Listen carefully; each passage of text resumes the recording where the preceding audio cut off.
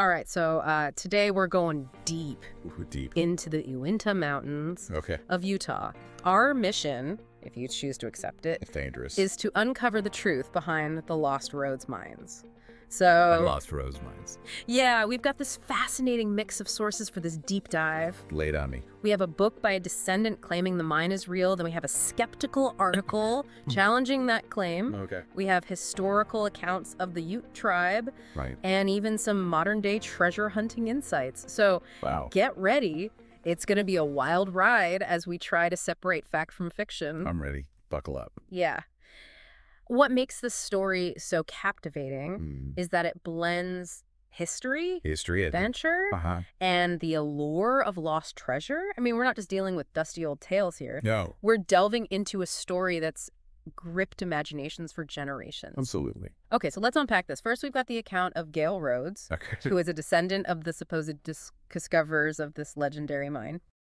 His book, Footprints in the Wilderness, lays out the family's claim, Okay. starting with his great-grandfather, Okay. Thomas Rhoades. All right, so Gale paints a picture of Thomas as like this key figure in the early days of the Mormon church. He claims Thomas worked at Sutter's Mill Sutter's Mill. during the California Gold Rush, made a fortune, Wow. and then at the behest of Brigham Young himself, No way. set out to find gold for the fledgling church. Hold on. So we're talking about a gold rush millionaire Yeah. turned secret agent for the Mormon church. It's pretty wild, right? Yeah, that's quite a story. Yeah. But how did he find this lost mine?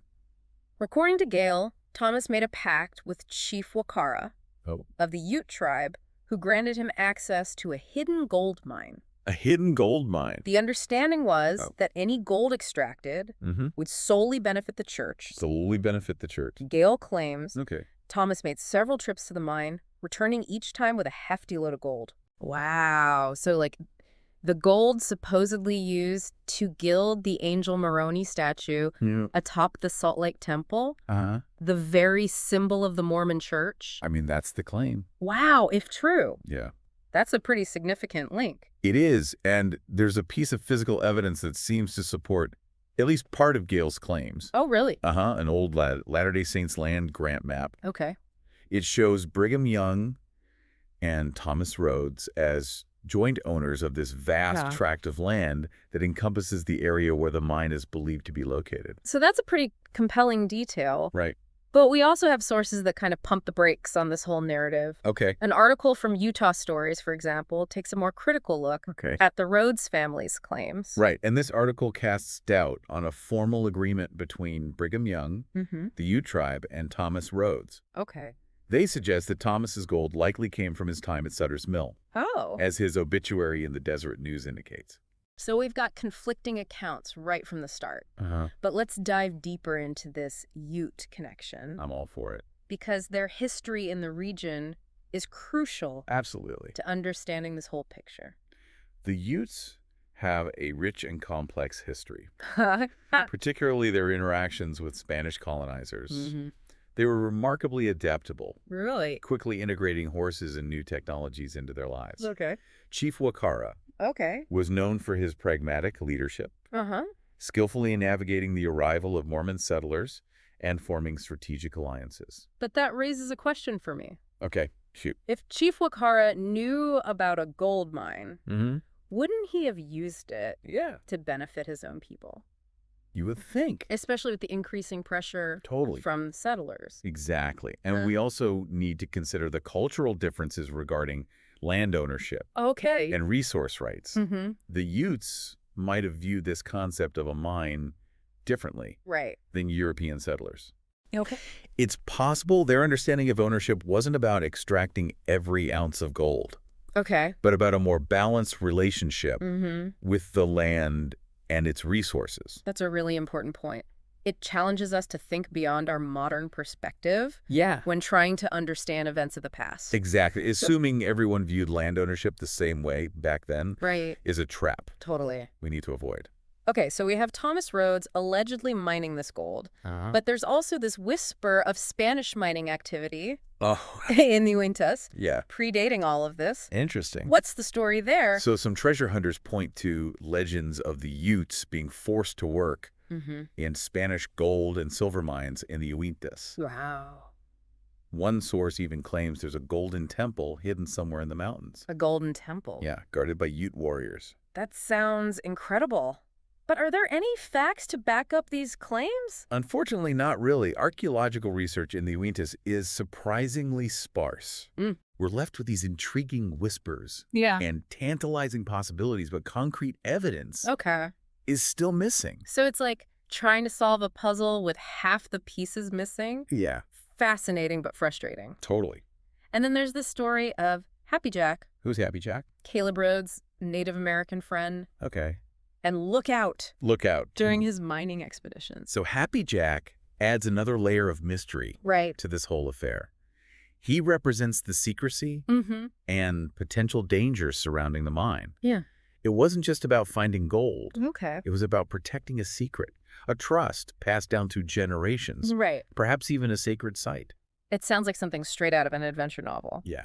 And to add fuel to the fire, we also have the perspective of modern-day treasure hunters. Oh, really? From the Old Lost Mines YouTube channel. They're still out there. No kidding. Searching for this elusive mine. It's amazing how this story continues to capture imagination. I know, it's crazy. Even with all the technological advancements we have today, there's something about the Lost Rhoades mine that speaks to our desire for adventure and the thrill of uncovering hidden truths.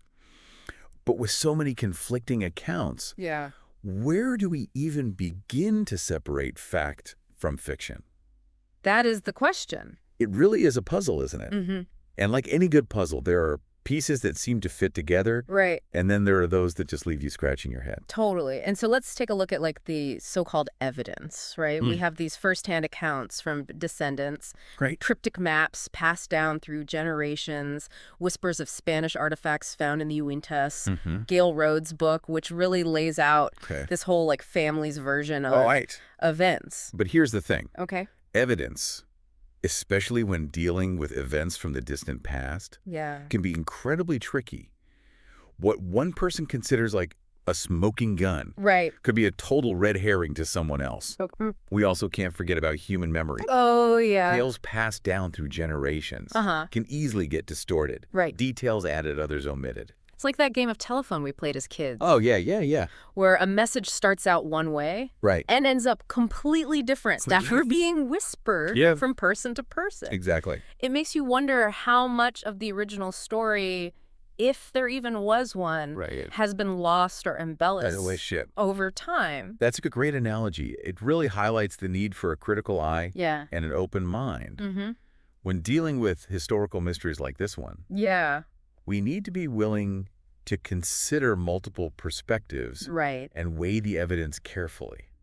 So how do we even begin to approach this tangled web of claims and counterclaims? Is there even a way to sift through all of this? It's tough. And get closer to the truth of the Lost Rhoades mine? I think one way is to examine the plausibility of some of these claims. For instance, Gail Rhoades claims his great-grandfather, Thomas, made a fortune at Sutter's Mill. While it's not impossible, historical records from that time don't exactly paint a picture of everybody striking it rich. Good point. You need to dig a little deeper into like the historical context. Yeah. Was it common for people to amass that kind of wealth at Sutter's Mill? Right. And if Thomas did have all this gold, how did he even transport it back to Utah? Yeah. We're talking about a considerable distance. For sure. And a time when travel wasn't exactly a walk in the park. Exactly. These are the kinds of questions we need to be asking when evaluating the different pieces of the puzzle. We also need to look at the Ute perspective more closely. While we may never know their exact oral histories regarding the alleged mine, understanding their culture and worldview can shed light on how they might have viewed the situation. So you're saying that even if there was a gold mine, the Utes' understanding of its value and use might have differed significantly from how Thomas Rhoades or Brigham Young perceived it? Precisely. The Utes had a deep connection to the land and its resources.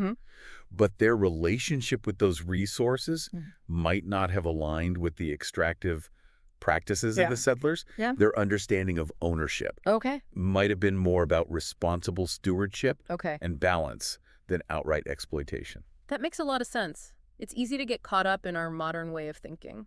For sure. And forget that different cultures, especially in the past, had entirely different ways of relating to the world around them. It's a crucial point to remember. Yeah. And when we apply this understanding to the claims made in the Utah Stories article, it adds another layer to the story. Okay. The article suggests that Thomas Rhoades's gold for tithing likely came from his time at Sutter's Mill. Right. Not a secret mine. It's a theory that aligns with the historical records. Okay. And potentially eliminates the need for a hidden mine altogether. So if we accept this alternative theory, the entire story of the Lost Rhoades mine unravels. Well, not necessarily. Okay. Remember, the early history of Utah is full of gaps and inconsistencies. Oh, okay. There's always a possibility that some truths remain hidden, buried beneath layers of speculation and myth. Right. However, by acknowledging these counterarguments and exploring alternative explanations, we get a more balanced and nuanced understanding of the situation. So we've got this push and pull between the believers and the skeptics, the claims and the counterclaims. But let's step away from the historical debate for a moment and talk about the Uinta Mountains themselves. What kind of terrain are we talking about? What challenges would someone face trying to find this mine, assuming it even exists? The Uintas are not for the faint of heart. Oh, really? They're a rugged, sprawling mountain range. Stretching over 100 miles. Wow. With peaks reaching over 13,000 feet.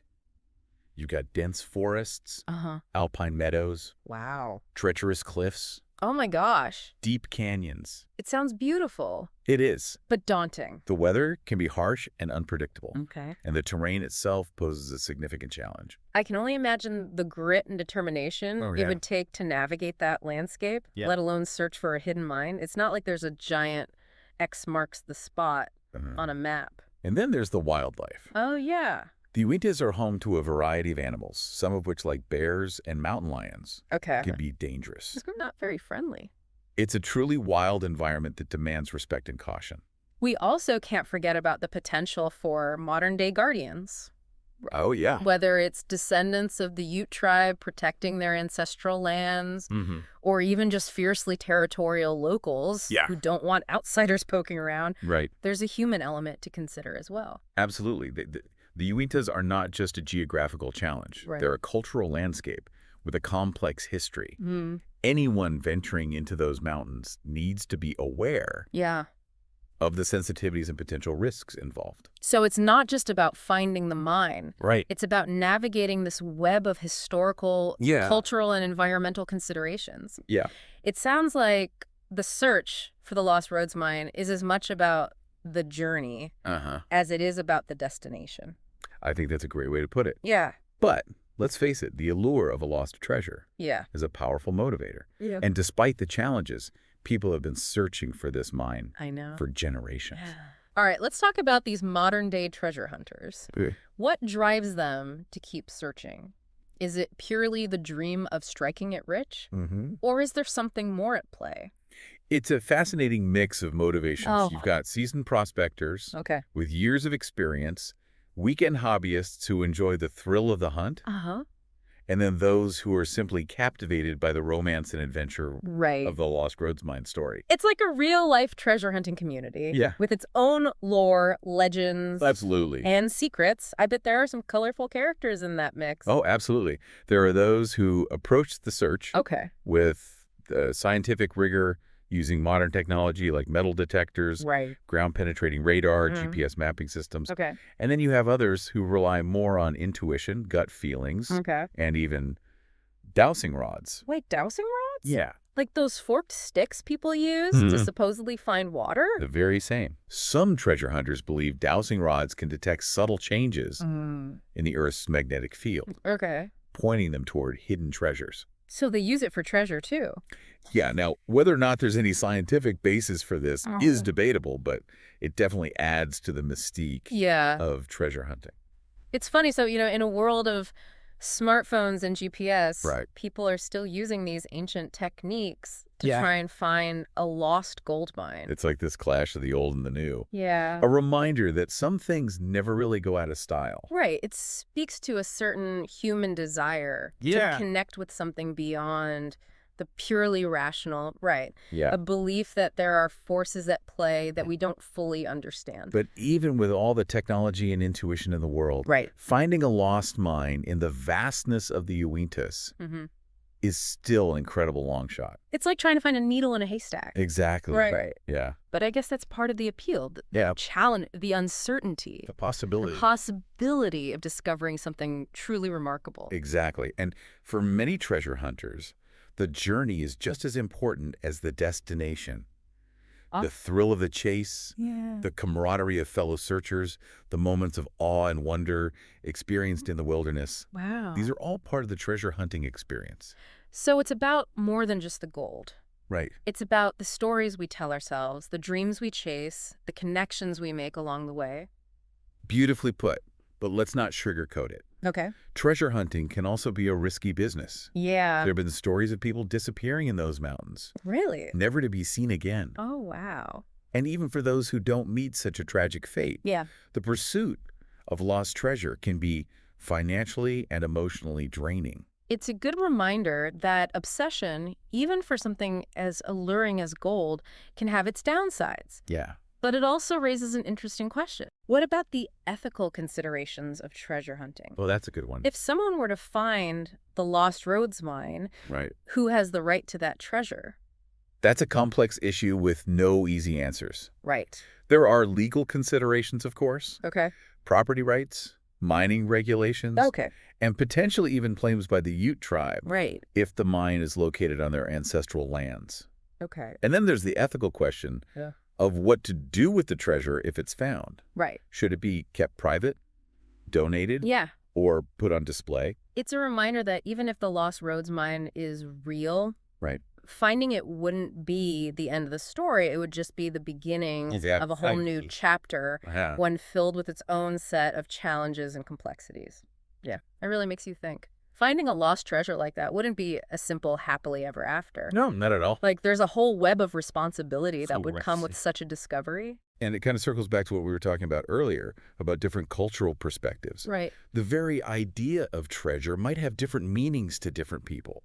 Right. You know, for some, it might be the monetary value of the gold. Yeah. But for others, like the Utes, it might be the historical and spiritual significance of the land itself. That's such an important point. We can't impose our own modern values and definitions onto the past. No. It's about understanding the context, the different players, their motivations. It's also about recognizing that history is rarely neat and tidy. Right. It's often messy, contradictory, full of gaps. Yeah. You know, the Lost Rhoades mine story is a perfect example. We have these tantalizing clues, compelling narratives, whispers of gold, but concrete evidence remains elusive. So where do we land on this? Do we believe in the Lost Rhoades mine? Yeah, that's the million-dollar question, right? Or do you just chalk it up to like a captivating legend? I think the beauty of this story lies in that space. Okay. Between belief and skepticism. Right.